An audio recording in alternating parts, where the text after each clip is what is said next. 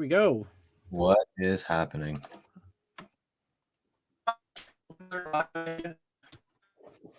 Well, okay. No flash there. Oh, another flash. I think we're okay. There we are. Hopefully. Yeah. No. You were running on the cosmic treadmill while speaking. I don't think I've been on a treadmill in ages. It's been a long time for me too. We talked about getting a treadmill like a Peloton or something like that this summer. And Yeah. if we did get one, that would be probably the first in about 10 or 15 years since I've been on one. It's not something I do. It's crazy the amount of these companies now that are out with like the Pelotons and like all these like spin classes or exercise classes built into the machines. So there's the one that's the mirror, isn't there?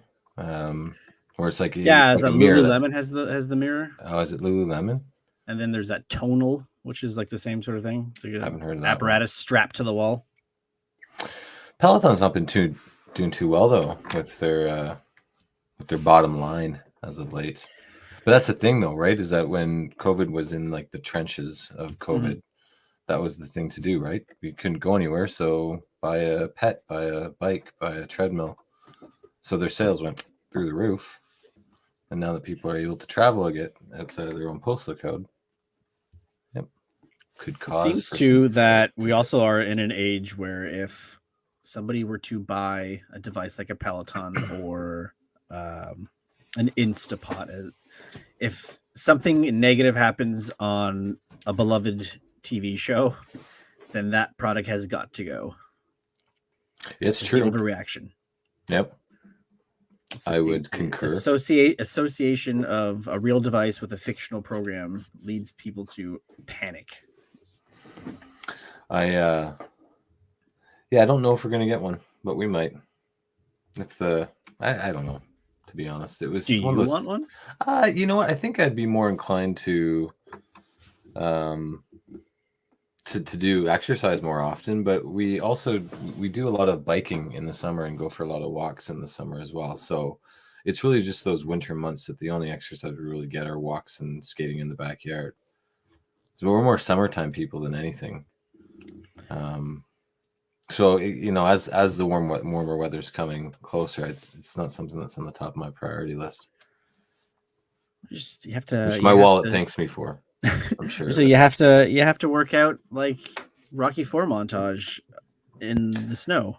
Like that's right. Strap beard, logs on your back. Strap logs on your back and run through like the 30 feet of snow and chop down trees and. Adrian, I got to go back to basics. I got to train way. That's how you win. You have to go back to basics. That's how you beat Russians. By going back to basics. It's a great movie. It was a really great movie. It started to peter out with 3, but then it came back roaring with 4. Yeah. The one. What was the one with Tommy Gunn? Was that 5? Was it the one right after the Russian? I can't remember the Russian's name. Dolph Lundgren. Ivan Drago. Ivan Drago. That's it. Yeah. Tommy Gunn was after that one, right? That was number 5. Yeah. Street fighting. Okay. That one was okay. Rocky goes broke because of bad account. I think it was his brother and Poly investments. Did a bunch of shoddy dealings. Well, that's the thing though with these trilogies and franchises and whatnot. If you get to a certain gap between the last movie and the most recent one, it's really hard to buy into it, I guess.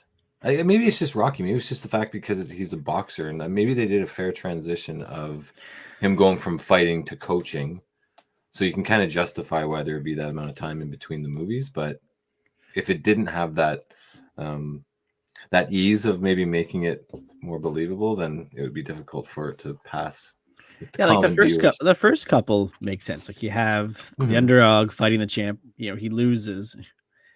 spoilers to people who haven't seen the movie in 50 years. Spoilers. And then like the second one, it was like he had his shot, and now he's just trying to milk the little bit of fame that he has by doing endorsements and commercials and stuff. Then he gets his rematch because the champ didn't like how everyone thinks that Rocky won or feels that Rocky should have won the fight. So then Rocky does, and then you have the celebrity of being the champ at number 3, Clubber Lane. And then also Thunderlips 2, yes. Yeah, Hulk Hogan. Yes, Hulk Hogan. Oh my goodness. I just thought of a movie. We were talking about movies earlier tonight, and I just thought of one. Anyway, I'll let you finish your thought though. So he's the celebrity, and then I can't remember. Is it that because he's the champ, like he's getting like the softer opponents? I think he's just becoming no. Because he's the champ. He gets an actual test with Clubber Lang. Yeah, like Mick was saying to him that he didn't train like he used to when he was clawing his way to the top. Yeah. And he got soft in that respect because he had the title, he had the money, he had the fame, so he didn't need to or wasn't training as hard as he should be. You got to train harder, Rock. You got to train harder. Eat lightning and crap thunder. That's right. Yeah. And then remember. Go ahead. No, I was just saying. Then 4 revenge flick because of Apollo. Yeah. 800 so pounds. That one doesn't follow the natural progression story. That's kind of like the filler. Yeah, but you know what? Like boxers, they live a wild life as well. So I mean, maybe it's pretty accurate to a boxer's life and career. Like boxers lose money. I'm sure of it. Mm-hmm. They live the life of being the most popular athlete for a given time, and they also experience being at the bottom. So yeah, Rocky. I need to rewatch it. But I was thinking, remember No Holds Barred? Yes. Oh, so good. At least from what I remember of it to be, it was really good. Tiny Zeus Lister is Zeus. That was his breakout role, wasn't it? That was what that led him to WWF. Yeah. He was in that, and then his other memorable role was with in Friday. Yeah, in Friday. Yeah. Was he tiny in Friday? Yeah, he was tiny. Zeus and tiny. But I remember he, like coming out of No Holds Barred, he was scary AF. Like just being, the age I was, and he's got that one eye, and it was like big, just no, Hulk's got this. I can't remember the Hulk's name in the movie though, but we need like a research person to we need interns who watches the show and but that was almost like I wonder if they were trying to turn that into a franchise like Rocky. Except instead of boxing, it was wrestling. He was Rip. That was Hulk. Just Rip? He's credited as Rip. Oh, no, like the Ravage Rip. Everybody's got one name. Joan Severance was Samantha. Tommy Lister Jr. was Zeus. What was the name of the guy that played as the promoter? He was in Kurt Fuller, as everyone remembers from Ghostbusters too. That's right. Brell was his name. They really are truly just one name characters. Wow. The only person just tells you it's a tight-knit community wrestling. They're all on first name basis. So yeah, we have a guy Charlie, Ordway, Unger, Craig. The only people who have like 2 words or names listed in their credit is cameraman Gene Okerlund and Jesse Ventura as commentator 2 and commentator number 1 respectively. And ring announcer Howard Finkel. Howard Finkel. The Howard Finkel. What year was that movie made? 89 it came out. So it was up against Batman, so maybe that's why it didn't meet box office expectations. What other great Suburban Commando and Mr. Nanny. Another I remember Mr. Nanny. Stellar credits in Hulk Hogan's repertoire. And I remember Suburban Commando too. Not the number 2, but as well. Also, yeah. Also. Is it? I think Undertaker was in that too. Is the villain? Can you believe he's still wrestling? Is he? I thought. Well, like a retirement, as how much people retire in wrestling goes. He's either getting paid a boatload of money, or he needs money that badly.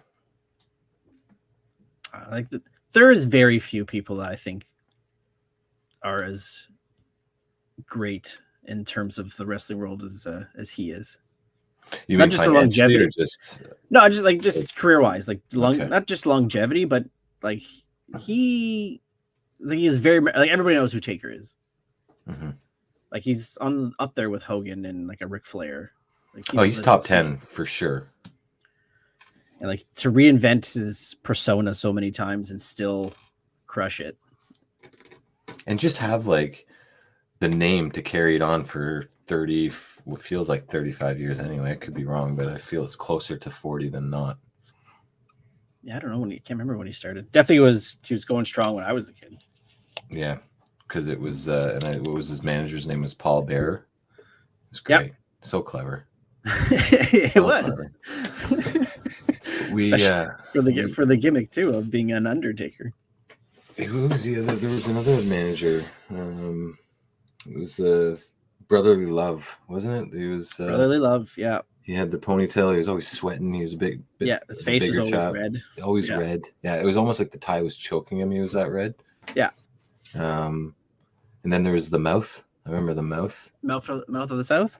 Mouth of the South. Yeah. Some great managers. Virgil. Let's not forget about Virgil. And then he went and tried his luck at actually wrestling. Was it Jimmy Cornette? Another one. Bobby Heenan. Bobby Heenan, yeah. But he also wrestled too, didn't he? Yeah, he started with wrestling and then he became the manager and then I think commentator. I recorded an episode of AEW or AEA wrestling. Yeah. And watched it with Oliver a few nights ago. And just cold watch, jumped right in, don't know any of the characters, any of the storylines or whatnot. And he was just hooked on it, which is great because that's like how I was when I was his age too. You just, it's fake, but it's fantastical, and same gimmicks, like the same chairs, like hitting over the head with those, foldable chairs. What else was there? Yeah, just a whole bunch of shit. Yeah, when I was a kid, I was always told that if I ever got angry or wanted to run away from home, that's what I always told like my grandparents. I was running away to join the WWF. I don't know why, but apparently that's just something you can do. It's where the money is. Yeah, at 7 years old. That's right. I'm going to be a manager. Start my career as a manager and then work my way up into the ring. Have you ever been to a wrestling event? Yeah, I've been to many house shows. We went to I don't think it was the first time, at least in my time viewing it, the first time they actually had a live show here. A buddy of mine went, so that would have been probably 2000. Okay. At then would have been Corral Center. Were you into it then, or was it just past your interest? No, we were hardcore into it. And who was big? Who was big at that point? Was that like Kurt Angle? I think it was just around the time when they 2000 was before. So I guess the biggest ones would have been the big feuds with Triple H and The Rock. Mankind would have been on there. So what or was it 2000? Maybe it could have been 2001. What was definitely 2000. Triple H had this group of characters. D-Generation X. That's right. Was that? No, it was after. It was after that. Okay. It was after that. I'm trying to remember the big matches there. It was before they started buying up all the other promotions, and they had like the crossovers and stuff like that. I would totally go to a SummerSlam or a WrestleMania just once. I've been to WrestleMania 20. How do you not lead off with that? Have you ever been Well, to we're one? Yeah, a building couple of building small up. road shows. Yeah, that was the lead up. We did that, and then like later when I was at a high school, I was a buddy I was working with. He had one. They got tickets like at an auction or something, or won it through something, and he invited me to go Toronto? with him. So, no, New York City, Madison Oh Square Garden. wow, that's cool. And ironically, it was when Taker came back. He was gone for Nice. a hiatus, his return match, and we And returned back as like the Dead Man. Did you know that the crowd know that he was coming back, or was that part of? Yeah, it was on the card. It was on the card. It was on the card. Yeah, it was. Who was that? Was the match? I was him versus Kane. One of the other undercards was Goldberg versus Lesnar with Austin as the ref. Goldberg, yeah. And it was the sad thing about it is, which started to make its way around the arena, was that both of their contracts were up after that match. So it was like legit, like a 5-minute thing of just like staring at each other. No one really did anything. So like there was theatrics, Corey. Yeah, it was booing and shit getting thrown at them. Like legit. Yeah, it was like legit. They like it was just a squash match. You can probably watch it on online. It was horrible. Wow. Well, and that's the thing too, right? Like, I mean, it's like the Super Bowl. I'm sure maybe not as pricey as the Super Bowl, but pricey enough for that sport and that company. Like, it's the biggest ticket they got, right? So you're spending a good chunk of change to go and to see grown men just stand there and not do anything for 5 minutes. Yeah, I can see how couple shoves and going nose to nose, and you get. Hey, listen, as soon as the light turns green in New York, if you're not slamming on the gas, you're getting honked at. So I can imagine having New Yorkers wait 5 minutes for someone to do something. I remember we got in a cab from Times Square when we were doing some sightseeing and headed back to the Garden just in time to get in line for the event. That I thought we were going to die in a cab because it was just gun it and go is all he did. Just how fast can he get you there? Yeah. And don't worry about the seatbelt. At that point, it's irrelevant. Oh, yeah. And then, well, I guess also not knowing where we're going, but having just a rough idea. Because like, well, I started off here. We walked this way straight and ended up here. But you're going around where we just came from. So are we going to be taken somewhere and shot and thrown in a dumpster? Just the scenic route. Just wants to show you. But you can't see anything because it's all a blur because he's going so fucking fast. You let your imagination take control. But it was the thing too. Like it's our first time in New York as well, and it was so. This would have been 2004. Okay. 2004. Likely 2004, and just to be like asking people like, so 9/11, right? How was that, or how do you get to ground zero? Like, how do you broach the subject, right? And yeah, like in 2004, the ground ground zero, probably construction hasn't started on the Freedom Towers yet. Like it was still they're still clearing it out. Yeah, crazy. But people were nice about it. They're like, I guess they get it all the time from tourists, and they're just it's down the financial district. You're nowhere near that, so like it's going to be your day if you want to head down there. Yeah, it's on the south side. Yeah. When we took the train from Montreal, which took 8 hours, and we came out right out of the Garden, and the hotel was like 2 blocks from there. So yeah, definitely nowhere near. It's been a cool train ride from Montreal. Yeah, it's long. Yeah, but you saw a lot of stuff. Yeah, because you go through Pennsylvania, or would you go through Pennsylvania? No. Just upstate New York. Yeah, upstate New York. That's right. We went to Chicago in 2002 for a comic book convention. Yeah. Yeah, so like right after, it was July of 2002, so not even a year after 9/11, and it was very like, broaching the conversation, or how does how you doing? Where were you? Yeah.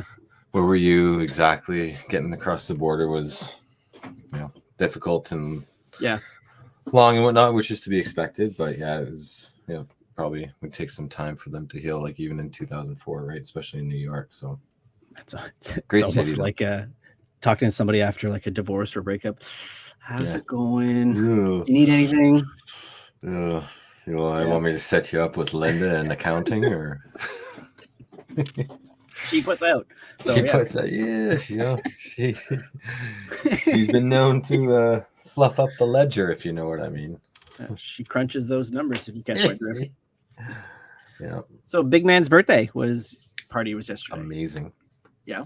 Yeah, it was really good. We so his birthday was at the end of January, and obviously at that time you couldn't really do anything. Cold weather and restrictions and whatnot. So we knew we wanted to do something for him, and we had heard about this portable gaming truck that goes around. And so we looked into it and we booked it for yesterday. And at the time they were like, well, there's only 6 people allowed at max 6 people at the back of the truck. So it would be the the driver / entertainment guy.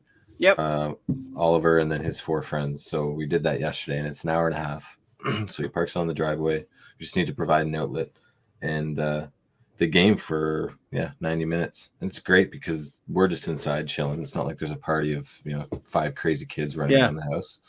And then came in for pizza, and it was awesome. But they huge screens all along the one side. They got bench. They've got they did have a PS5, but it recently broke.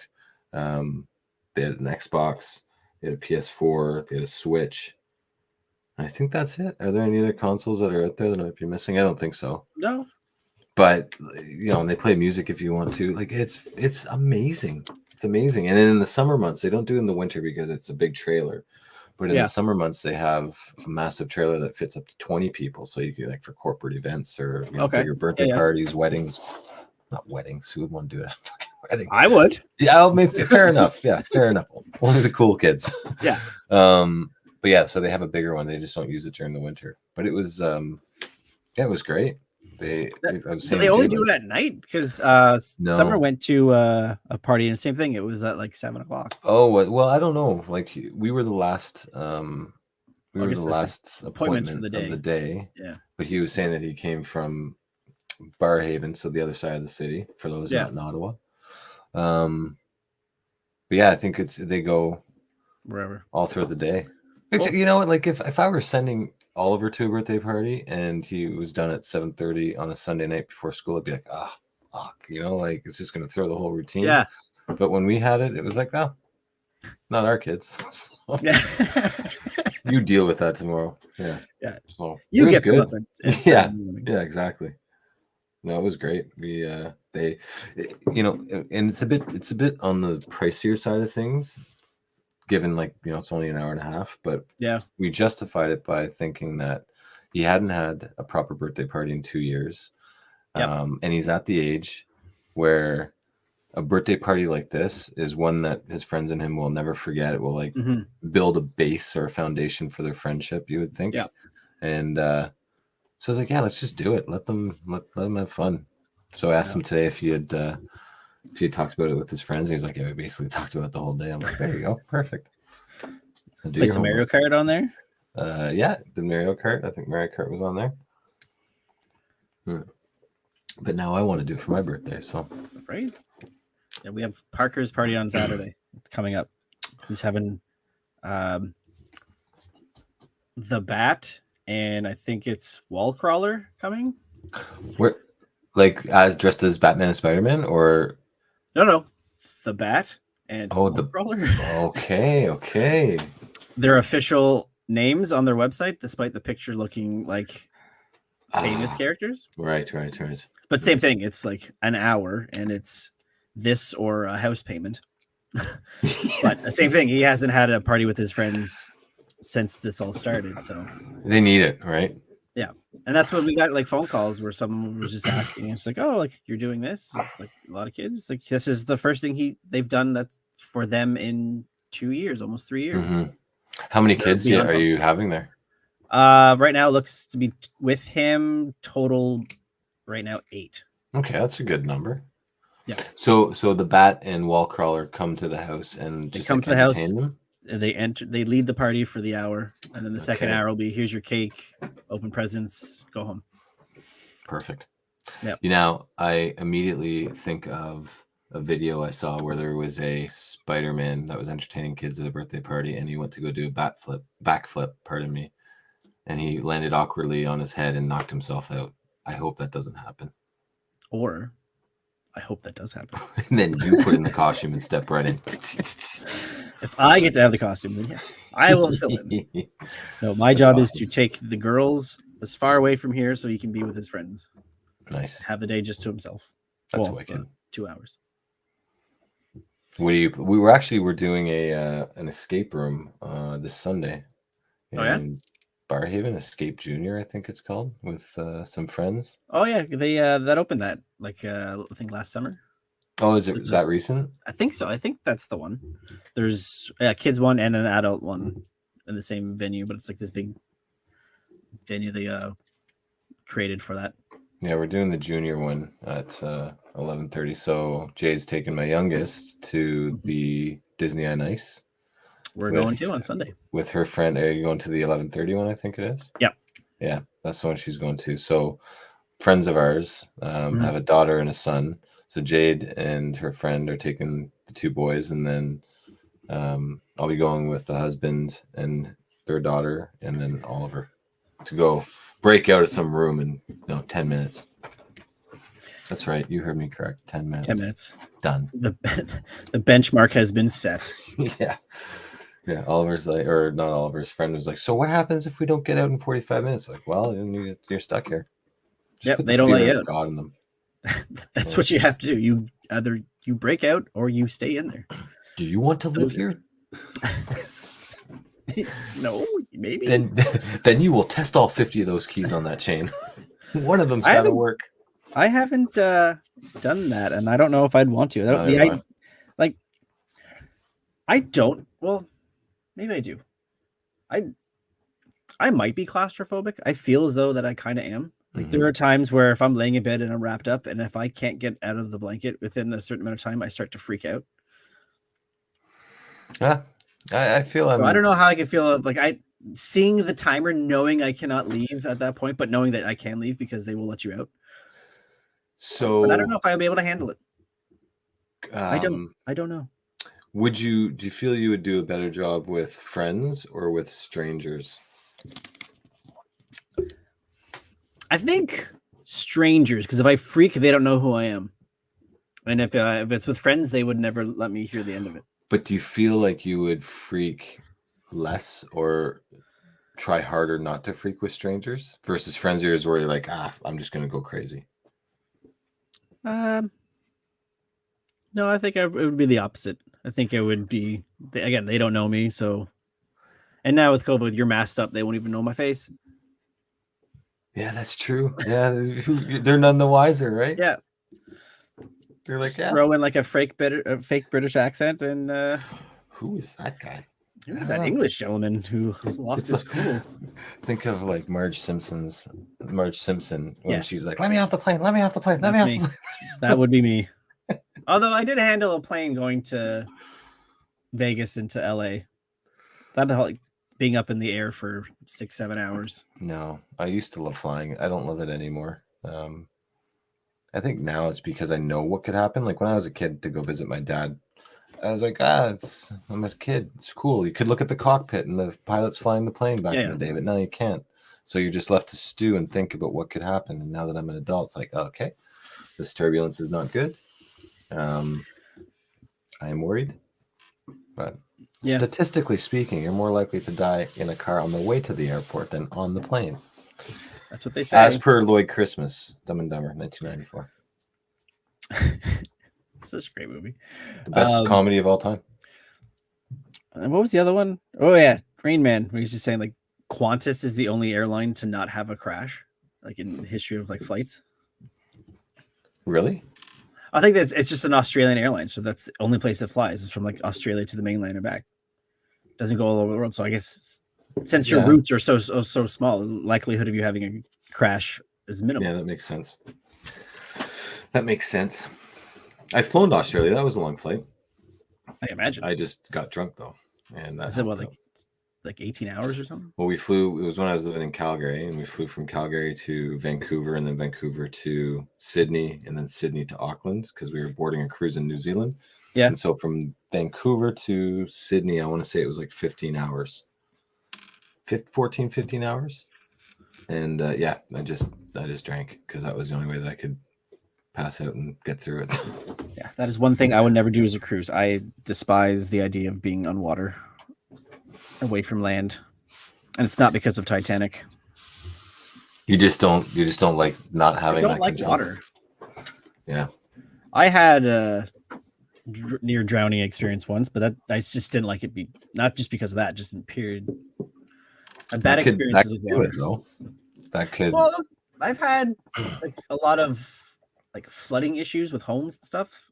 So like water is just like my enemy. That is probably how I will go. So I'll just try to avoid it as much as possible.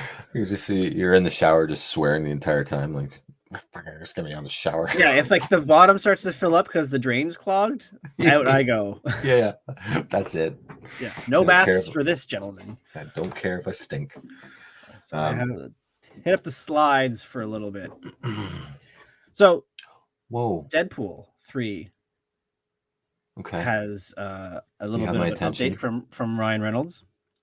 So I guess he's promoting the Adam Project on Netflix. So he's doing the rounds on the press circuit. And according to him, he says that we pretty much talk about everything, but I'll say this about that particular subject regarding Deadpool 3 is I'll have a batch of updates on that sooner rather than later, I hope. So I'll be able to get into stuff about Deadpool a little bit more clearly and definitely down the road. So it's an update, but not really. But I know exactly where this is going. So he has said that he's not in Doctor Strange. Bullshit. Yeah, that's my feeling too. If you say you're not, that means you are. And if you say you're not and you're not, it's because we're cut from it. Probably, maybe. Let's be honest. Ryan Reynolds, Canadian treasure, I might also add. Absolutely love him. He's got to have like no money left. Keeps giving it away to charity. He's just an amazing, amazing person. And I'm proud to say, I don't care. I have a man crush on him for sure. He absolutely adores this character. And he fought tooth and nail to get the first one off of the ground, which it did. And it, had a ton of success, which led to the second one, had a ton of success. He will reprise this role. And we've seen him do it with other, like promoting other movies and like making fun of, his good buddy Hugh Jackman. We've seen him use the character for other things that isn't the movie. And I feel, we have Professor X confirmed already. Why would he not want to be in this movie, even if it was for 5 minutes, even if it was for 5 seconds? Like, I know we talked about Doctor Strange a couple of episodes ago, but I will say that because it's the madness in the multiverse, we're going to see them go through a bunch of different worlds. Yeah, and I think that's where we're going to get those quick hits of characters where it's a line or two and then they're gone. Like, they're not going to be integral parts of the movie, but they're just going to be like, hey, gotcha, see that, Easter eggs and whatnot. So I think it's going to be in Doctor Strange 2. But because what other option could it be? Star Wars? That would just blow people's mind. Like Obi-Wan Kenobi, what if he was in that? Just in like a, hey, like, where's Waldo scenario? Yeah, the multiverse goes from the Marvel Cinematic Universe to just Disney Plus. Marvel just saying, what can't we do? Yeah, it's Marvel Comics line. So let's bring in Alien and Predator and everything. What do you think? What other options could it be? Yeah, like I think that's the only way you could properly introduce him, knowing that there's a multiverse. Because I think they're still gonna, if they're keeping it R, which it sounds like they have no problem doing, he has to be living outside of everything else, right? Yeah, because since he's self-aware and breaks the fourth wall, he can reference everything without actually having to interact. Yeah. But I think you don't have to go R with Deadpool. I think you can do it just how they've been doing it, and it would be just as fine. Why not go R, though? Were the first? I know you can. The first two ones were R, weren't they? Well, I've always questioned that, though. Like, yeah, they were. But like, there's no cursing in the comics, so why did there have to be cursing in the movie? Does it have to do with the gore? No. I think the R is the amount of times that you can use the word fuck or shit I think if you use it, I heard this before, and once could be in a way off, PG-13 but I think it's once in a PG. You're right. Yeah. I don't think you can say shit at all, or maybe you can. No, you can. You can. There's been Okay. some shits in the MCU, more so on the TV side. Oh, that's true. Yeah. Yeah, I guess you could get away with it being PG and not R. But yeah, you could. You already set the bar now, so people will be mad if you went the other way. I think, like, just really quickly on that last point, and I just, I know I said last time, but I really did not like the fact that they showed Professor X's voice, and I just wish that they would just leave things, again, not tell anybody anything, just don't give shit away. Yeah, leave us to our own devices. Yeah, Find that information ourselves. Let the fanboys stew. Anyway, excited to see it. So social media was a buzz this week with Michael Keaton teasing his return as the Dark Knight, with this Instagram post. Amazing. That's all you need. Just outline of the cowl and the bat. He's like, what, 70? Oh, yeah. 70? No, he's like, I want to say he's 70, I think. Good on him. It's amazing. That shadow is amazing. Like, you can just tell by, at least I feel I can tell just by the silhouette of that shadow that it's the 89 costume. Yeah, it'll be just the way that the neck is and how far out the cape goes.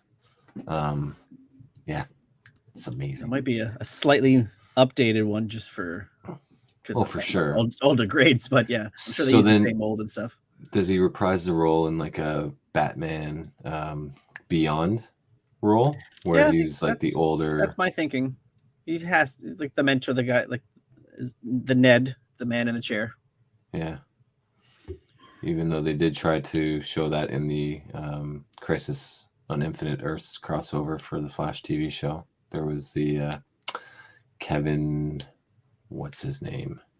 Kevin Conroy. The boy, Kevin Conroy. Thank you. That would be just serving the fans, which they would love. Everybody who. What generation is like? Everyone has their. Like, oh, Connery's my Bond, Moore's my Bond. Mm-hmm. Like, for me, I lean more towards Kevin Conroy because I was more tied to the animated series than I was the 89 Batman. But a lot of people's first introduction was Keaton as Batman, so that's theirs. That raises a good question. I mean, I absolutely loved the first two Batmans anyway, Returns and then just the Batman. But I also love TAS, Conroy's voice I feel is synonymous for Bruce Wayne and Batman. So that's a tough question to answer. To me, like the Arkham video games were the best because it was the voice cast of that series. Oh, was it really? Yeah, Arkham Asylum was like legit. It had Conroy's Batman, Mark Hamill as Joker, Arlene Sorkin as Harley Quinn. Huh. And obviously the ones varied because they kind of altered some characters and stuff that wasn't as prominent, so they got better at voice actors. Yeah. And then as you went on to further into the series, I think was it Maurice LaMarche was Mr. Freeze. Arlene Sorkin actually retired, so Tara Strong took over for Harley, which is what she does now and all the animated stuff. Mark Hamill voiced Arkham Asylum? No. Oh. I may have played at if I was at a friend's house. Oh, man. But if Paul I did, Dini wrote them, man. That was great. Except for Arkham Knight. Oh, really? Oh. Yeah. Arkham City is the best, personally. Mark Hamill voiced the Hobgoblin in the 90s Spider-Man cartoon. We were watching it last week. The Hobgoblin episode of season 1. I was like, I recognize that voice. That voice is recognizable. It's very, very Joker-esque. Talk about a guy that's found his niche with, his talent. He was the trickster in the Flash TV show. He was the Joker in TAS. He was Hobgoblin in Spider-Man. And he came back to be the trickster again.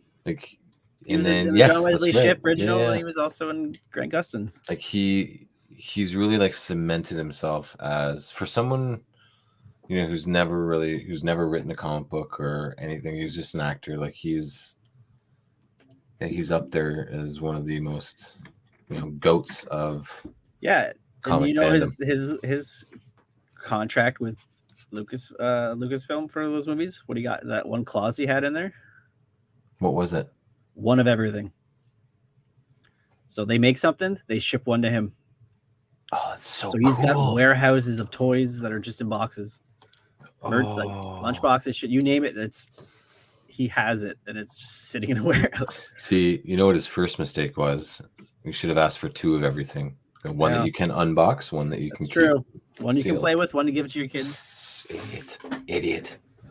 Yeah, I read that years ago and it stuck with me. I'm like, that's a smart man.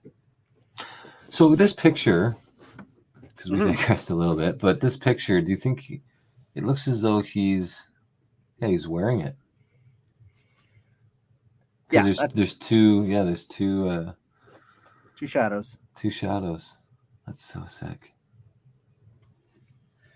Good for him. Yeah.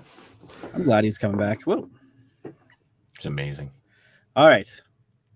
So the Batman's coming out end of this week. I saw this article about Colin Farrell's Penguin. Now, he wanted to smoke in the movie, and they said no. So he said, big studios make big decisions around such things as the presence of cigarettes in films. I fought valiantly for a cigar. At one stage, I said, I can have it unlit. Just let me have it unlit. And they were like, no. As if a bunch of 12-year-olds are going to start smoking Cuban cigars because the Penguin is smoking one in the movie. 100%. 100%. But that's where we are now. We're impressionable kids watching Batman thinking, I'm going to start a cigar habit. Meanwhile, they're on TikTok doing all these challenges. I guess maybe that's God what knows what, but I mean, I would be all for it if, like, for cigarettes, like that doesn't need to be, but cigars. Like to his point, like what 12-year-old are you going to see smoking a stogie down the street, or like, you know, getting his older brother to buy him cigars? Like, it's not going to happen. You're just seeing preteens with humidors walking around. Yeah, just passing around the end cutters and stuff. That's right. And the fact that, like, even I didn't realize that he even said the unlit part. Like, that's just more asinine. Just chomping on a cigar for no reason. Is it Warner Brothers? Yep. I'm just trying to think, like, family-friendly Warner Brothers.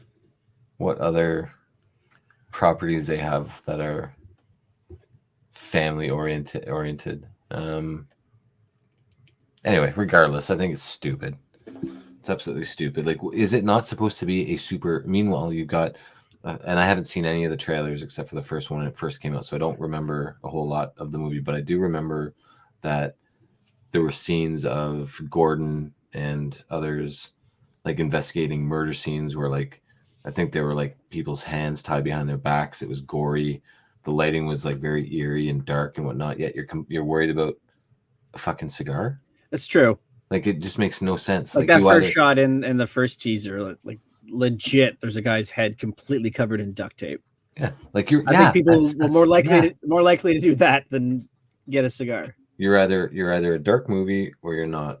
And I'm not saying that, you know, cigars should only be used in dark movies. I'm not saying that, but it fits the mold of the character. It's true. Like, because Matt Reeves said this is like a very noir movie. And like, that's what you're gonna do. Like, you watch those old noirs, everyone's smoking, everyone's drinking. Here's another thing too. Robert Pattinson was idolized by many when he was in those vampire movies, right? Yes. Whatever Twilight. they were called. Twilight, thank you. Now, in the early reviews I've quickly read, that his portrayal of Batman is good, if not great. Yeah. But I'll be the judge of that when I see it. But my point being is these 10, 12, 14-year-old kids, the the Penguin's not going to be their favorite character. They're not going to walk out of that movie and be like, oh man, the Penguin, like the Penguin was what made Batman. No, it's going to be Batman. It's about Batman. Like it's going to be, he's obviously the focal point of the movie, and he's going to be the one that draws the attention of all the kids that see it and want the action figures and want the merchandise, and can't wait to see the sequel, because the sequel is going to be about Batman and not about the Penguin. So who cares? Just let the Penguin have his cigar and call it a day. I should do my own Batman movie. Yeah. There's people smoking. Honestly. So he's got nothing then, I guess. Because what's this image? Is this a promo? Or? No, that's just somebody. I found it with the article. It's just somebody photoshopped a cigar in there. You think do you go Joker with number 2, or do you save that? I think you got to save it. You don't want to do like a Nolan where you introduce a possibility of the Joker and then go full Joker. Batman's got he's got like the Flash. Like one of the most impressive galleries. I mean, sure. It's not a Superman scenario where it's like, oh, it's Lex or Brainiac or Doomsday, and that's your 3 choices. Batman, you could choose from a whole bunch of people. Like, I think I was going to say Two-Face, but then that would be the same as bringing back the Joker. So I can't really say that. Do you try to maybe take a lesser, like a Victor Zsasz, and try to make him bigger? I think Zsasz depends on the success of this film. I think if the success of this film is good enough where, regardless of who it is, the Batman will carry the movie. Like you know what I mean? Like him, reprising the role. I think if it's a good enough result, then I think you can risk putting Zsasz in. Because he's just not enough, but what about Court of Owls? Like, what if you do something like that? Yeah, I was going to say like that, but my thinking was more in line of, if you're trying to do a detective story, why not have like a Zsasz, like a serial killer that you're trying to figure out who he is, as like you're having shots of him marking his body with each kill, and But again, he's not a big one, so maybe he's. What about like Hush? Yeah, Hush. That'd be a good one. I had that. I should read that again. Oh, what's funny is I was actually, when I finished the Flash Omnibus, I was gonna read that next, and then I decided to read Planetary instead. I haven't watched the. Me neither. The Warner Brothers animated. The animated one, I haven't seen it either. I also only watched the first part of Long Halloween. I should finish that off too. When do you plan on seeing this movie? I have no idea. I thought I was going to go this weekend, but I don't know, with the party and the Disney and. Yeah, I'm thinking maybe next weekend I might go. I was gonna go with Oliver this weekend, but it's too busy. Don't have time. So. He can handle something like this? I'm gonna have to go. Did you say length time? Yeah, it's like almost 3 hours. Yeah, that's fine. He sat through Endgame and he sat through nice. No Way Home, no problem. Just feed him popcorn, have that salt, dry him up. Yeah, it's true. We take the kids to hockey games, and once the food's gone, they're done. Yeah, just keep feeding them. I'll probably do it next weekend. But I'm very excited about this because, again, like I said, I haven't seen any trailers. I've been trying to, and it's not that Batman's my favorite movie, but I was like, it's been delayed so many times that it was almost like, well, if I've had to wait this long, then I'm just going to wait a little bit longer, and I'm not going to watch anything. And every time something comes up on Facebook or the Instagram, I'll just quickly, scroll past it. It's getting a bit harder now that it's coming close to being released, but. Before I go to the next little topic, because you mentioned it keeps getting delayed. Another delayed one, Morbius. What are you feeling? How do you think that one's going to actually turn out? Really? I didn't know that. Like by how long? First of all, when was it supposed to come out? And when's it was supposed to come out like the year of the pandemic. And then no. I mean like recent, like. No. It's it got delayed. It was supposed to come out in January. I think it got delayed until May. Okay, and that May one's not delayed. No, not as okay. Of so it's just from I mean, I can't fault any movie for being delayed during 2020 and parts of 2021. I can't fault them for that. But it's when you start seeing these delays coming into 2022 and then into 2022. Like, there's no reason for it, I think, in my opinion. Like, what was the New Mutants one was delay after delay. Not that movie was going to have any success anyway, so why delay it was like delayed more of Disney trying to just push it off as much as they could legally do so, because I guess it was something in their deal with that movie is that they had to give it a theatrical release date, and their hope was to just dump it on Disney Plus. That didn't happen.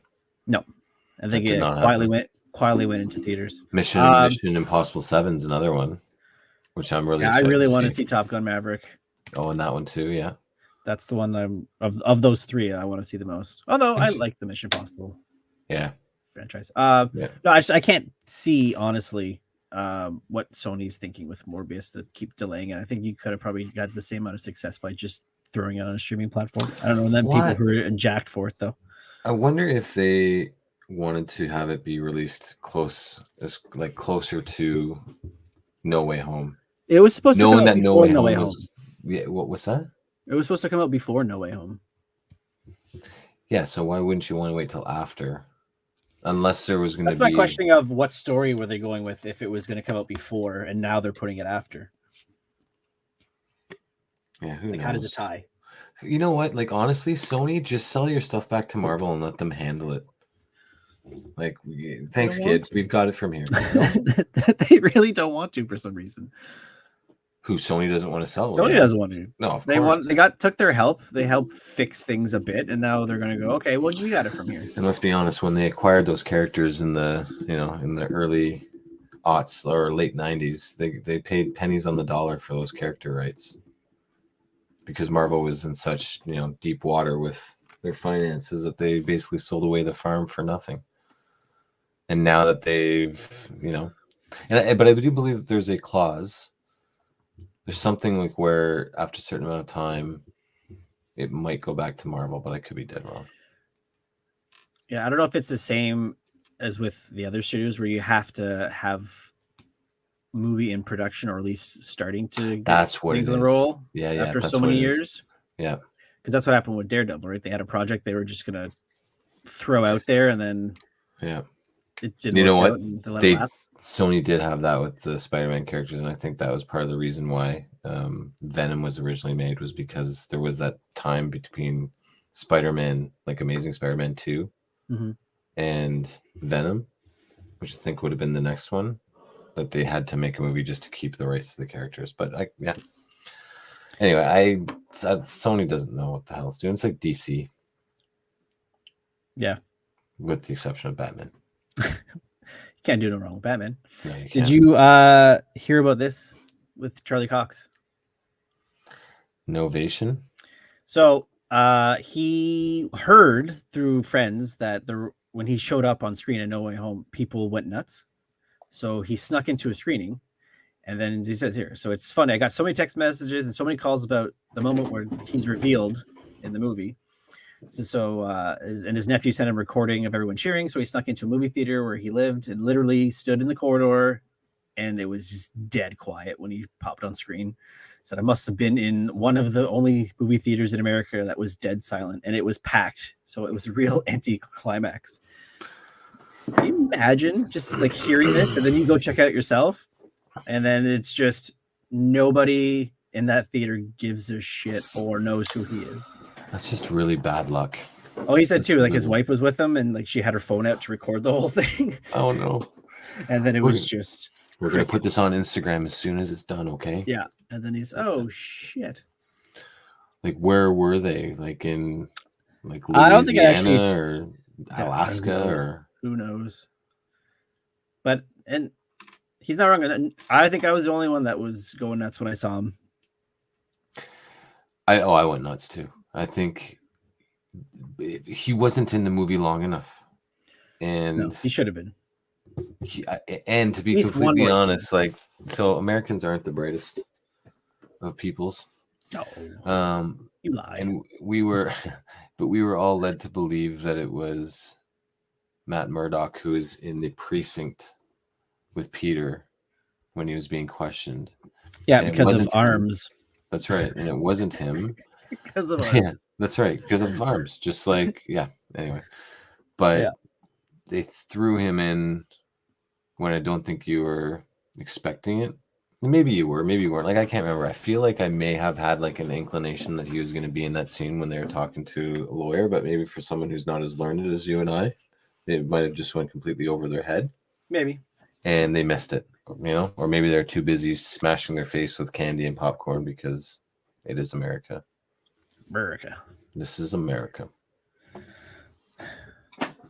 So I have a little break, but it's in relation to something we were talking about before, and I'll pick your brain on it further after this. So enjoy. All the hits, all the time. Blockbuster Video. We're taking you to the movies so you can bring the good times home. Everything you want to see, no matter who you are, we got your favorite star. All the hits, all the time. Blockbuster Video. All the movies that you want to find. All the hits, all the time. Blockbuster Video. Bring the good times home. Man, That's from 1993. And I feel we can air it because they don't exist anymore. no, there's one. There's one. Still just the one, eh? Yep, in Iowa, I think it is. Blockbuster Video. That was a time. That was an experience. Oh yeah, you planned your weekends around Blockbuster Friday night. Oh, I just like. I remember as a kid going to, like, my dad loves movies, and when we go out and visit him in Calgary in the summer, we would go, and it would be like every weekend we'd get like a couple movies, and we'd watch do other things, of course, during the weekend, but we'd always save some time to watch some movies, like a movie together, and then movies for him, and then movies that my brother and I could watch. But it was at the time only like there were no Marvel movies at the time, and it was just the cartoons that you could get. And I just remember going in there and getting like the Spider-Man cartoons and like the Thor cartoons and the Fantastic Four, and just the whole experience. And like it smelled like a movie theater, and you'd get your popcorn and some candy and your pop, and and you'd hear the clicking of this is due back on this, and this is due back, and you'd have to remember, when it was due and by what time. Having the membership card, and if it was, you were a member, and you can't get a movie if you don't have this card. Like kids nowadays, they won't know the concept of an audible because they never had to perform an audible like we used to going to a movie theater or like a movie rental place where, you were dead set on getting, Rocky IV. It wasn't out, so you had to do an audible. What are you going to go for? Double Dragon, or are you going to go for, Top Gun? Like, what are you going to do? Double Dragon. Double Dragon. Yeah, Double Dragon, or like you had to, and you'd freak out, Yeah. And then or you would have to, if you were that dead set, you had to go interrogate the clerk at the checkout counter to find out when it's coming back. Well, it says it should be back today. Yeah, or just like beg your parents, like, can we just stay here for like 10 minutes just to see if people come in and drop it off? It's like it's 4:50 and they say it's back by 5. Like, can you just wait? It's a late everything, fee. man, everything, and like the late fees and the card. Like I remember having the Blockbuster card as a kid, thinking that it was a driver's license. It might as well have been. It was just awesome. Like I had you were the guy with the Blockbuster card. Oh man! Yeah, and then you run up, to see the cover, and you lift it. Oh, there's nothing behind. There's nothing behind the cover. It's gone. Or like the mom and pop rental places where they have the sorry, I'm rented. Yeah, where you'd flip it. Like it was a little. Oh yeah. You'd see those at like the Daypenners or the smaller mom and pops one, like Video Flicks as an example. Or and they would have like the new release wall as soon as you walked in. Kids, they had a lot of posters from those places too. Yeah, you'd wait till the poster got put up, then they had it. I've never worked at a Blockbuster or video rental place, but I can imagine that it was probably a really cool place to work. That's a really cool place to work. That's the origin of the WrestleMania store. That's where I was working. Amazing. The one in Canada was behind the Hazeldean Mall, right next to the Dairy Queen. The Blockbuster. Yeah. It's fascinating to. We talked earlier about the last Blockbuster documentary, which I recommend to anyone. Yeah, I haven't watched it. Watching or listening, watch it. And I think it's more for our generation who appreciates it, or did appreciate it. I should say. But kids nowadays, like they won't know. Like they have just everything's for granted. Not just 1, 2, or 3. They've got, you know, close to a dozen streaming services now with hundreds of films and TV shows on that they can watch whenever they want. Oh, we had an experience about a year or two ago, because everything we stream here is when we threw on a kids channel and they had not seen commercials before. It's like you're watching a show, it cuts to a break, and what is this? Advertisements for toys that I don't have? Yeah. Yeah. Like, I want that. I want that. Yeah. I want that. I want that. So yeah, the concept behind that, like if anyone who has kids that are cord cutters and only has a Netflix or a Disney Plus or Amazon Prime, they're not going to see that either. That was also another staple of childhood, was you watch your show, there's a break. I saw a meme, I sent it to Ryan. It was the kids today are not going to know the epic struggle of having to get up, run to the bathroom, and be back before the commercial's over. Yep. If you had to take a shit, you were out of luck.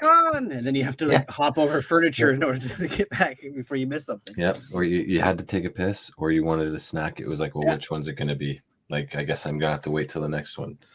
But even to your point, like Saturday morning cartoons, part of the experience of it all was not just seeing the cartoons you wanted to watch, but what commercials were you going to see in between, during the show.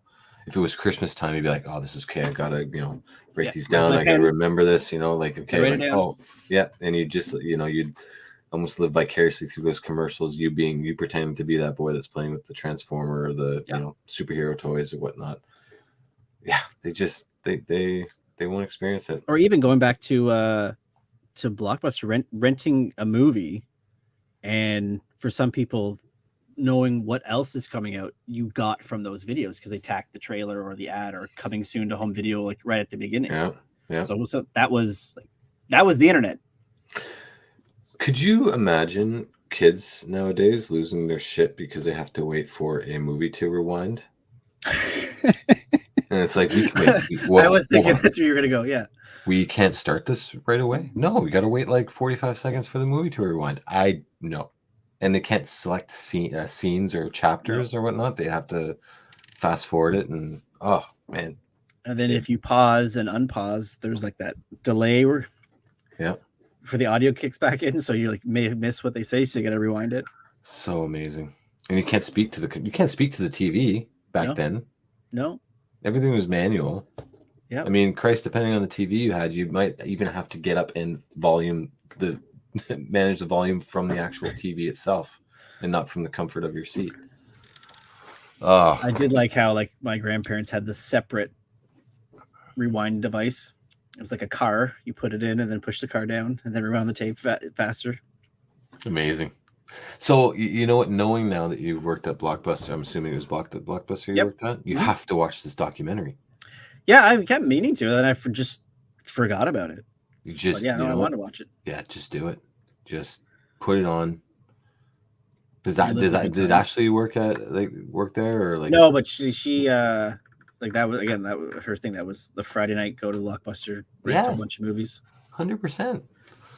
Like Jade and I used to go, like when we were dating earlier on, we'd go to a movie at the theater once a week. Yeah, and then it got to the point where we would have seen everything that interests us at the theater. So like, okay, well now we're going to go to Blockbuster. So we'd go to Blockbuster once a week and get a movie. And same thing, we got to the point where we were ahead of the release date. So we were like, okay. And Sean, I'm surprised I remember his name, but Sean, who worked there, we became in with him because we were there so much that he used to have this, like, and I'm sure you know it, there's a massive book. He's like, oh, okay, this is what's coming out. And so like, and he'd be like, okay, tell me which ones you want and I'll make sure I put them on hold for you. And it was like service, that was like our Netflix. Yeah, man. Is having an in like that. Like, I'm going to give you the binder.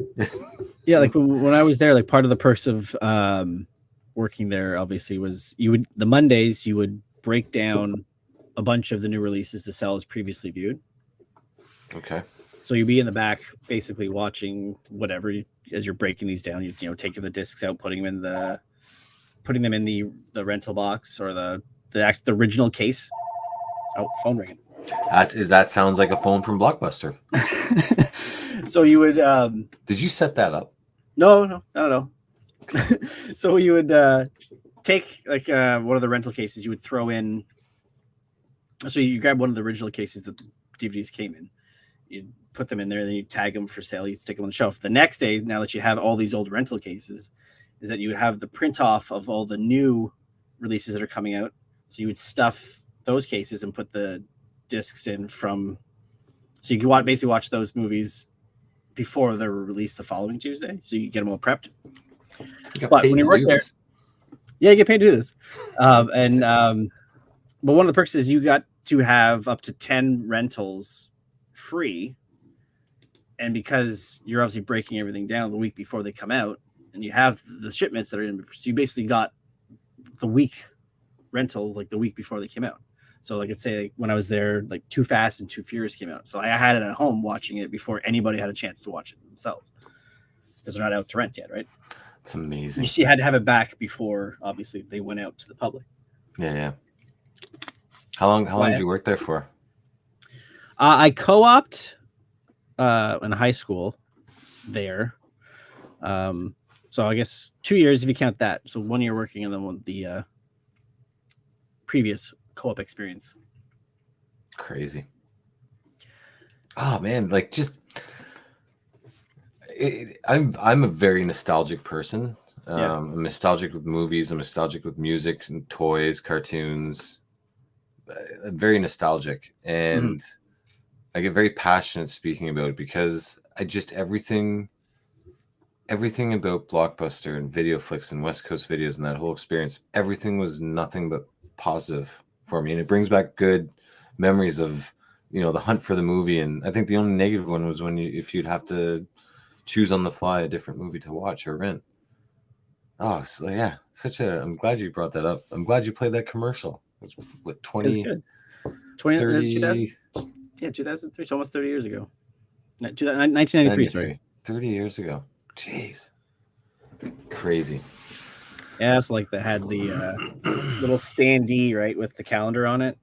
So you'd say, oh, this one comes out on this day. Yep. Like, oh, what is and the little book that had the same thing in the back.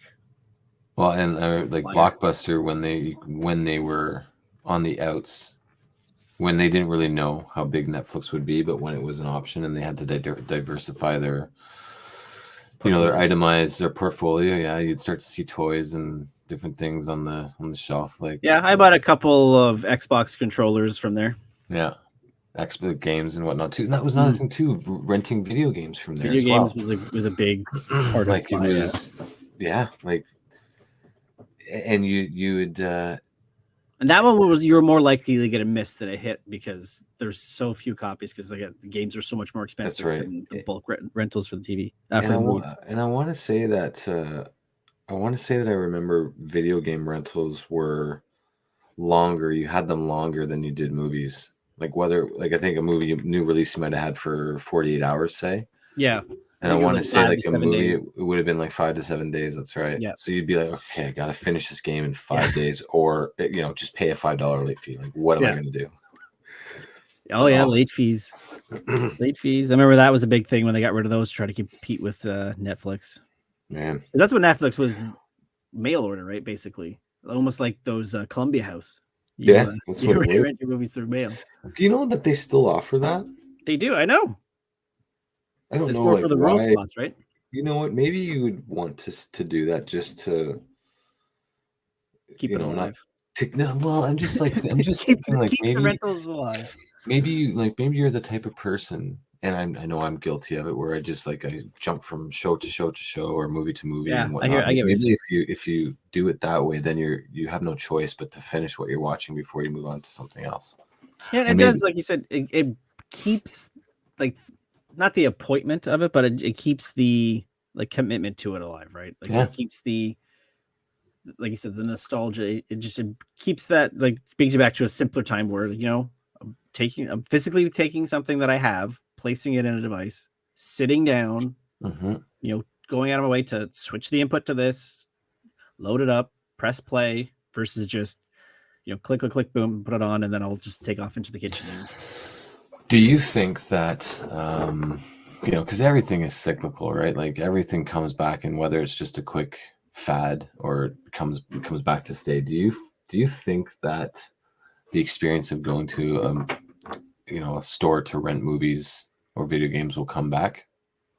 And I'm not saying to the level of success that it had like in the 80s and 90s. Like I don't think that will ever happen, but at least get to a level where it's sustainable, where like a business can operate. That's hard to say, because like if you were to walk into a Walmart or a Best Buy now and just go to buy a movie, the section is so small. Mm-hmm. Like I think that's gonna stay as long as like you have a brick and mortar outlet. Like, even if like video games now, like there is a push to go more digital, like with digital only consoles. But like to your point, it is something that people want to physically go and do. So like you're seeing more purchases of a video game versus in a physical copy rather than digital, even though it's far more convenient to just load a digital gift card and go to an eShop and then download it. People would still prefer to go in and get the case and open it up and pop it into their console and play a game. Plus, then you also have the ability to return it, like or trade it in. Yeah. I think that's probably the biggest thing, right? Is I'm not a big enough gamer where I'll finish a game in a week or two and then trade it back when the value is at its highest, as high as it can be for pre-owned. But I had a buddy who would go to a Walmart and go to like scrummage through their like 1999 bins for video games. While I have his like phone out and look what the trade-in value is and see if he can find any gems where he could trade it in for more that he's going to spend. Really? Yeah. And like, were there actually like on more than one occasion times? More than one occasion. This was a few years ago, but yeah, he would like turn a $20 game into like a $32 credit. Oh, that's not bad. It's not like a huge like swing one way, but it's still fair enough. You're coming up ahead. Like yeah, Jim, you're going to Walmart quite a bit, eh? Why don't you just dumpster diving, basically? Yeah. That's crazy. I don't know if he still does it. I know that I enjoy going. I mean, I don't buy a ton of video games. I might buy like 2 a year or 1 a year, but when I do enjoy going to physically buy it. Yeah, and have it on my person. Put it in the game. Nice pre-order exclusives as well too. Yeah. Or if they have don't get enough pre-orders, the little trinket or whatever you can get when you buy it at the GameStop. Do they have a streaming service like Netflix but for video games where you can? Netflix actually is doing a streaming for video games. It's very small now, more of their titles of games that they created. But Google has Stadia, which is basically that, and Xbox has Game Pass, which I guess it would be specific to the platform. Like Sony would have their own, Nintendo would have their own. Okay. Like with Nintendo on the Switch, right now it's basically through their online is like a virtual console of old NES or SNES games. Nothing that's recent. I've been talking a lot lately about GoldenEye, and I've been talking about it so much that I really feel I want to play it badly. I just don't know if it will hold up. That and Medal of Honor, the first one. Just remember those. Storming the beaches of Normandy. Yeah, I just remember especially GoldenEye. It was just like I can't think of a game. Well, I can 1080 and Tony Hawk and whatnot, but that's definitely the first game that I think of when I think of something that I anticipated so much to go and play when I had it, and for so long. Like GoldenEye, it was just such a good game. Oh, that's what everybody played that. And it was difficult. Like it wasn't easy. Like you had to work through those missions, and like I just remember the opening mission because I think it followed the story of the movie as well. And there was that opening mission where you were at the dam, I want to say in Russia, and you had to like get through the facility. Yeah. Fight off the bad guys. Yeah, I want to play it. There's been a lot of talk of a remaster coming out. But yeah, why not? It's hard because like GoldenEye was a Nintendo game that was developed by Rare, which is now owned by Microsoft. So you can, and then plus it's a license for James Bond. Okay. A lot of trickery of getting that guy done. Yeah, that makes But sense. I know they were Xbox Live Arcade, I think it was years ago, basically had the project good to go, and then it got shut down because of lawyers. So many people would have enjoyed that. They have those new, or not new, but they have those arcade one-ups for like various different arcade games like X-Men, TMNT. I want one of those, but I have not a place to put it. Yeah, I want to get one too, and I need to see one in real life though, because I don't want to be like sitting down and like I was thinking about getting the Golden Tee one. Okay. Just because I love that game, Yeah. but I don't want to be like hunched over like the Hunchback of Notre Dame trying to play this game. Yeah, there was a few years ago I saw one at Walmart. There was this like a display, but it was sitting on a table. So I'm like, oh, it's smaller than I thought it would be. Yeah, but I mean, they're not overly expensive, so it's not like you're getting a proper arcade one, right? No, hey, they're reasonable for sure. More than you would probably want to spend, but they're less than what you think you would have to spend. We need to go to find like an arcade / billiards location that's still up and running that's about to close down, and then just go and get a bunch of those on clearance. I wonder if somebody made a killing during the pandemic of driving around for places that they're seeing that going out of business and just start buying up their shit. Yeah, I mean, why not? Someone that just has that disposable income, like they're all that syrup money. Oh, yeah. Well, you know what? They did do that for a while, and then they probably made some money. My parents said they went fishing and saw a lot of people with brand new speedboats. Yep, and then once that was all done, they just went and protested down on Wellington. Hey-o. Yeah. I also want to get a place. I know. I also want to get a pinball machine. There's a whole I would love, that's what I'm doing is when the boys move out. So in like 10, 12 years, I'm going to turn that basement into like a games room. Yeah. That'd be nice. I'm doing it. Pinball, pool table. Parker for Christmas got a little tabletop pinball machine. It's pretty fun. Is it? Yeah. Yeah. It's probably yay wide, about this long. Okay. It has tilt and shit in it too, but it's something you can fit on your kitchen table. Lights up, has all the bells and whistles and stuff. Yeah. Even like the basketball one too. That would be fun. Because I'm a big baller. We have a Papa Shot, but it's nothing that's got a scoreboard or anything on it. It's just a little kid PVC piping and stuff. Do you remember the old Daytona 500 video game where you actually sat in? Yeah. Sat in, and there was you and one other person. It's massive. Man. And it was just, you'd have the different views. Oh, so good. They had that shit before they opened the Landmark Cinemas here. The place we used to always go to was the one in Coliseum, and they had that big arcade set up in the lobby of the movie theater. That's where everybody was playing air hockey, and then all the arcade games. Tell you, man, things that kids these days are missing out on. Yeah. I grew up kind of at the tail end of the arcade. Not fad, but experience, yeah. I was right in it. Yeah. Oh, I remember Place Orleans. There was one down at Place Orleans, and I would have, a roll of quarters.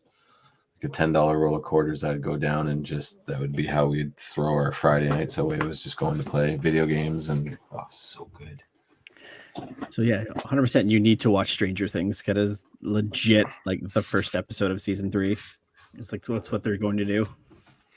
I need to. Yeah, we've seen the first season, and I remember busting into your sister's piggy bank to grab quarters, calling your buddy. How much do you have? Guys, I got $4.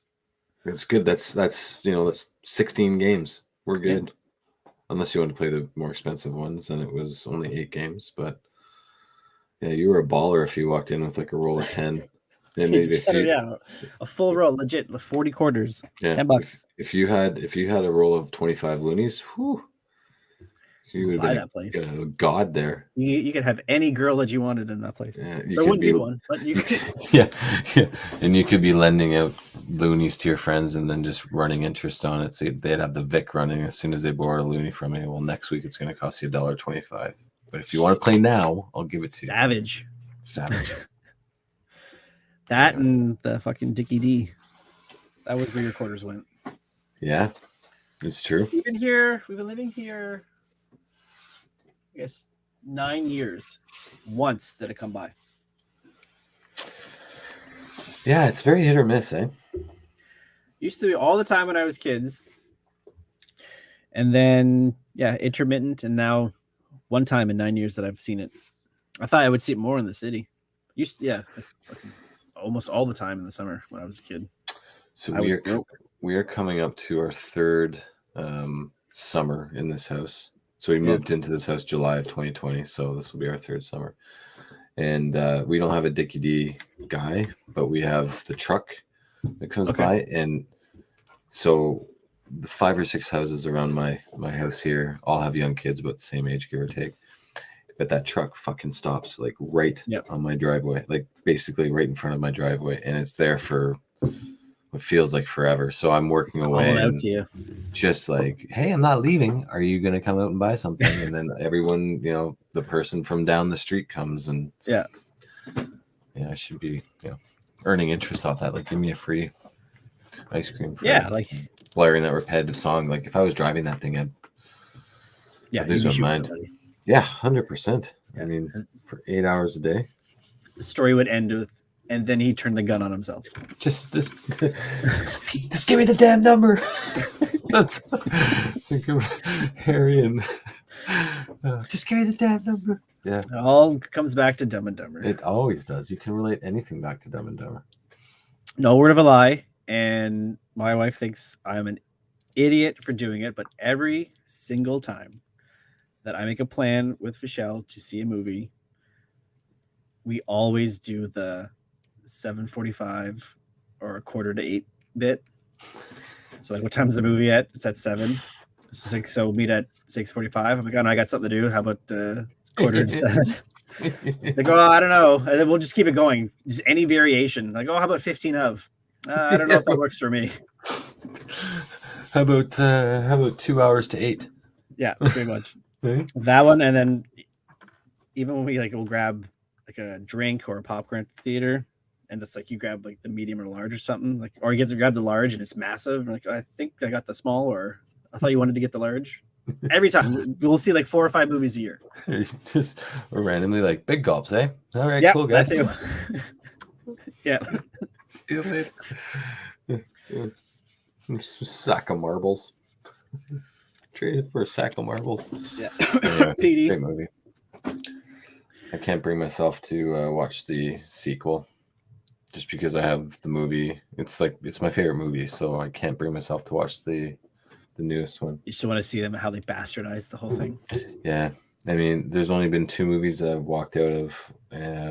First one was Malibu's Most Wanted, and then the second one was the Dumb and Dumber movie. And that's because of that. Like, I know it's different movies and it's the original cast and whatnot coming back, but can't do it. I'm just gonna live with that classic in my head. Like, I get Jamie Kennedy's like that character, B-Rad or whatever it was. It's awful. But small doses. Like, that's not a movie. Not a feature-length film. Like his skit that he did on the Jamie Kennedy experiment is fine. Like, that's the extent of that character. You know what? That's him having some mild success with that Jamie Kennedy experiments and saying, hey, SNL can make a movie out of a skit. I'm going to make a movie out of a skit. And it just not be the same. Like, you're not a Conehead. You're not Wayne's World. You're not funny. You're funny for 32 seconds. You're funny. And just let's leave it at that. Like, I know you're well ingrained in the SNL, but not like they did a lot of movies based on skits, but with the exception of Coneheads or Wayne's World, the rest weren't successful. Really, Night at the Roxbury is pretty funny. No, yeah, commercial success not so much. And I know a lot of people like MacGruber. Superstar was great too. I never watched that one. That's It kind was of when I pretty- kind of veered away from like the It's Molly pretty Shannon and good. Will Ferrell. It's pretty good. She's pretty funny, but you're right. There are some that are not good at all. Yeah. What other ones would there It's have been? Pat. That's awful. And they did one with Al Franken's, right? Was it what was his name? Yeah, Stewart, right? Stuart Yeah. Little. Doggone it, people like me. I like that sketch though. Yeah, it was good. Very good.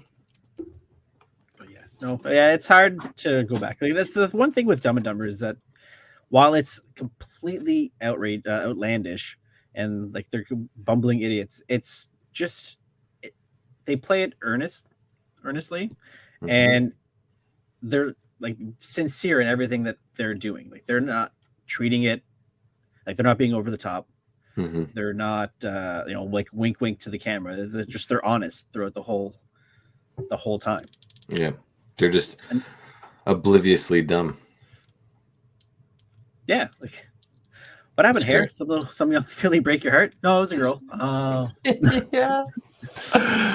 Oh, and then there was like, I'm not sure if you've ever seen the extended scene. I have, yes. But they it gets pretty dark and vulgar and whatnot, and I can understand why they took it out of the theatrical release. But yeah, it's a good point you make. They were just honestly being idiots, and I think that was nothing. They were best friends to one another, and they were just to your point, earnest. And yeah, it's a great movie. And I remember seeing it in the movie theaters, and my dad just like laughing, like stomping his leg, laughing, and just I was doing the same thing. It was like my dad's generation loving it just as much as me when I was 14. Like it's gonna be a classic. And that's another thing that also I think helps make things classic. Like I remember to this day having fond memories of watching Rush Hour 2 with my grandpa and just listening to him howl. Same thing in Home Alone 2 with the tool chest falling down the stairs. Oh my God, when he Just gets him electrocuted. killing himself. Yeah. And then just like him laughing and then like reciting the line to himself and laughing even more. Oh. Like I'll always remember that. Yeah. That scene in Home Alone 2 when he gets electrocuted, my God. It's so good. So good. And that one kind of did like what I guess kind of what you're trying to say you're afraid of with Dumb and Dumber 2 is that they made it more cartoony with the second one with like him getting electrocuted and then the shot of his skeleton. Whereas like in the first one it didn't go that Yeah, that's true. not lowbrow humor but more kiddish, cartoonish. But yeah, But it's still funny. It's still funny, and I think they could risk it because it wasn't 25 years apart from one another. Right. It was like a matter of years. But just going back to Dumb and Dumber for a second, can you name an actor that was ever bigger in a 1-2 year period than Jim Carrey was in '94 with The Mask, Dumb and Dumber, Ace Ventura 2, Liar Liar, and maybe Liar Liar was a bit stretched. Like I think Liar Liar was '97 if I'm not mistaken. So that's kind of outside of my time frame. But there was that 12 to 18 months where he like he was the man. I can't say bigger, but I can say somebody probably career started, peaked, and ended within that same time frame roughly. What I would say would be Pauly Shore. Oh, okay. So it didn't get to that level, but kind of had the same span of time. Like he didn't get burnt out on Biodome. I watched Biodome a lot as a kid. And looking back at it now, I wish I hadn't. But there's still a lot of stuff I quote. A buddy of mine will still quote back and forth with. We watched Encino Man probably about a year ago. I just watched it too. I just watched it not too long ago too. I loved it. I mean, it's just very nostalgic for me. Yeah, and it's also great. Son-in-law. Love Son-in-Law. Those are it. peak. There was one movie that he was in. The Noog. What was the movie where the Jews? Yeah, what was the movie that he was in the military? In the Army Now. Him and Andy Dick. Yeah. That's where it all went down. Jury Duty was another one. Heard of it? I think that's all of them. Encino Man, Son-in-Law, In the Army Now, Jury Duty, and the other one that I missed saying. I can't remember. That's a good point, though. Biodome. Yeah, that was the other one. That's a good example, though, of opposite of like, you know, that short period of time where they're famous. But his mom owns the comedy store. I watched that reality show. Yeah. Oh, did you see? But did you see the actual documentary, like the real documentary of it? Because there's two. No, like, that's another one I meant to watch too. You have to. It's great. Because everybody came to the comedy store. Like he grew up around Jim Carrey and David Letterman, like all these old comedians. Michael Keaton was in it as well. Because he started stand up right before. Yeah, like he was a stand up comedian. He had one of the funniest bits ever, the Bubba Joe or Bazooka Joe bits. You should YouTube it and watch it. It's the Michael Keaton Bazooka Joe, and it's the whole idea. Actually, I'm not going to say it because I don't want to ruin it. And he delivers it better than I could because I would burn out on stage. But yeah, Michael Keaton Bazooka Joe bit.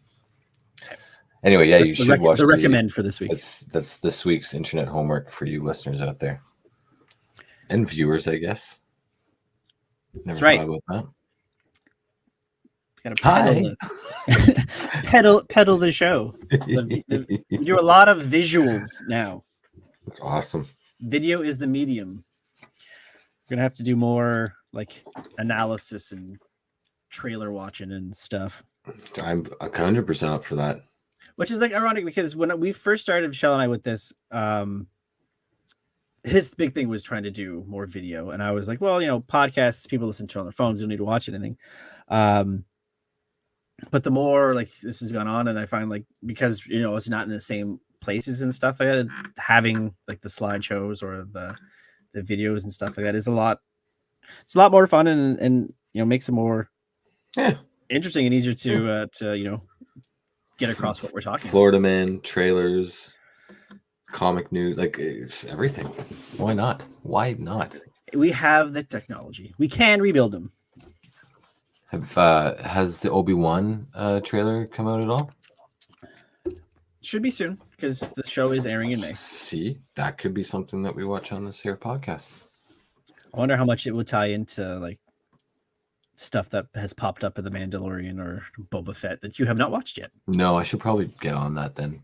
I'll tell you what, I'm gonna start watching that this weekend. I'm gonna do that. And I remember where I finished off with The Mandalorian. It was when he went and saved the fisherman village. So I'll just pick it up from that point on, season 1. Oh yeah, the fisherman village. And then after that, Grogu eating all the fucking Boba Fett. Yeah, Boba. How many episodes are in these seasons? 6 or 7. No, they're not long. Disney doesn't do anything long. See, that's music to my ears. And they're short. It's like half an hour of credits and like a half an hour of show. But mind you, you're going to watch the credits because you're going to look at that concept art. Oh, yeah, that's true. I remember the concept art being during the credits. They do it on Boba Fett as well. It's a great idea. Yeah. People, like, the fans of Star Wars love that. So. Yeah, because like, that's kind of how we got different characters based on the original concept art of like Chewbacca and stuff. Mm-hmm. Hasbro's probably using it when they make their new toys. I guarantee it. They're doing this thing, Hasbro, where they do this. It's called HasLab, and it's crowdfunding for these massive toys. And is it almost like Nintendo's Lego? Yeah, I don't know if Lego crowdfunds though. No, they just get all the ideas from their fans. Well, no, so Hasbro, the HasLab, they'll come out, they'll propose this idea to you, and they'll sell you on all the features, and then if it hits certain tiers of people backing it, like pre-ordering it, then they start to release more things. So They did a Unicron Transformer, which was massive. The planet. Oh eating yeah, one. I did see that. I did see They that. did Yeah. that, and then they did for Star Wars. They did the Jabba the Hutt ship from Return of the Jedi. Nice. They did. They tried to do one of the Rancors, but it didn't pass funding. And then they've done a couple of GI Joe toys, like a big shipper and whatnot. But then for Marvel, they did a Galactus Marvel Legends, and it's 32 inches high, and it's got like 300 points of articulation. It's so I ordered one. But of course. But I mean, I had to. But my point being is that specifically for the Star Wars HasLabs, because they've done 2 already. They've done 2, one passed, one failed, and then they're launching a 3rd one. It's all like concept, right? Oh, and they also did the Mandalorian ship. So it's Nice. big, massive, whatever the ship's called. I don't know, but his ship. I had the name and I just lost it, but yeah, I know what you're talking about. It's called Ship. It's Mando ship. Mando ship. Man ship. Yeah. I can't remember the name of it, but anyway, that passed too. That got funded, and it's usually like depending on how big it is, it'll be like 10,000 to 15,000 backers. People need to order it, and they put a limit on what you can pre-order. Like for the Galactus, it was 14,000. For the for Boba Fett's ship, it was I want to say 10,000.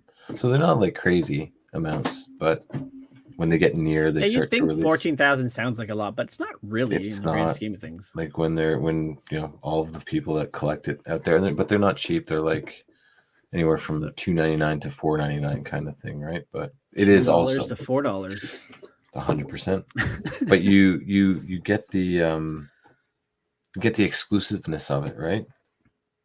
Yeah. Where it's not like sold in stores. And I'm trying to see if I can pull up the name here. Anyway, check it out. Pre-order next. Yeah. So many internet homeworks. It's Hasbro Pulse, and then it's called HasLab. Cool. And if I go to HasLab, and it was called the Razor Crest. Yes, it was. Okay, the Razor Crest. It was Razor Crest. Yeah.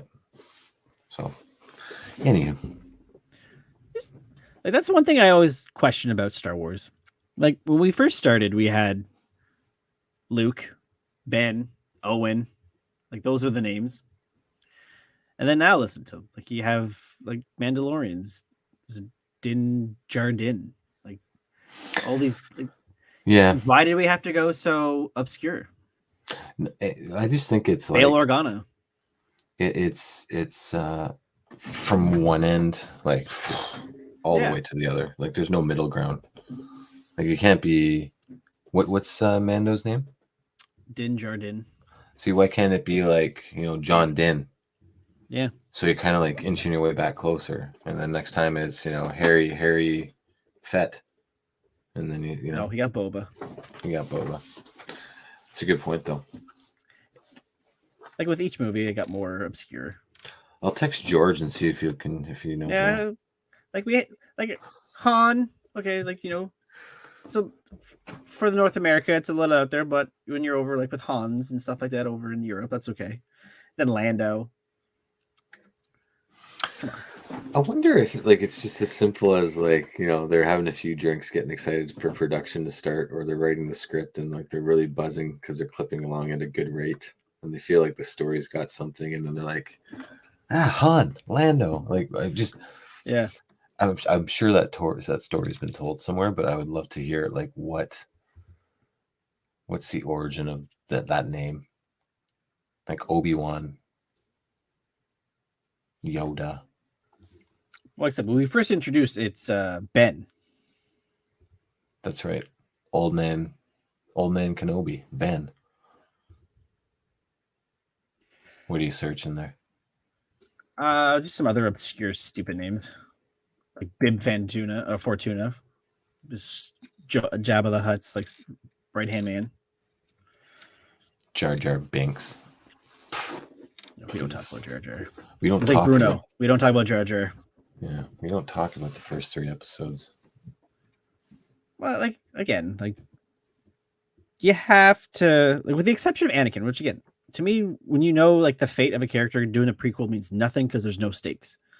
But to have a little backstory of the Jedi Council and stuff, that's fine. That's what they should have focused on. That's what that should have been about. The fall of the Jedi Order. The fall of the Jedi Order. Not so much because like Revenge of the Sith, like I really enjoyed Revenge of the Sith. Like one of my favorite scene of that whole movie is when they're at the opera. When they're at the opera, and did I ever tell you the story of Sidious or Darth Plagueis? Yeah, the Wise. That was like oh shit, it's happening. Like he's turning. Like this is it. This is that moment, you know. But aside from that, everything else, like, you know, and then trade, like, awesome, and then came the no, and you were done. Yeah, and that's it. Yeah. Although, like, I did like the quick shot of the Emperor, like as he's doing that, like the smirk on his face, like, I got now, buddy. Gotcha. Now, you ever seen the Robot Chicken with the Emperor I used to watch on calls and. He's like, okay. Look, he's gonna cry. I'm gonna make him cry. No, I didn't mean that. I love you. Okay, I love you. Bye. Blockbuster Video. Yeah, that's right. Oh God. And that's the supply calls. It goes until 10 o'clock. So I think to avoid another interruption with said phone, we should call it an evening. Awesome. So. You think of an outro for yourself?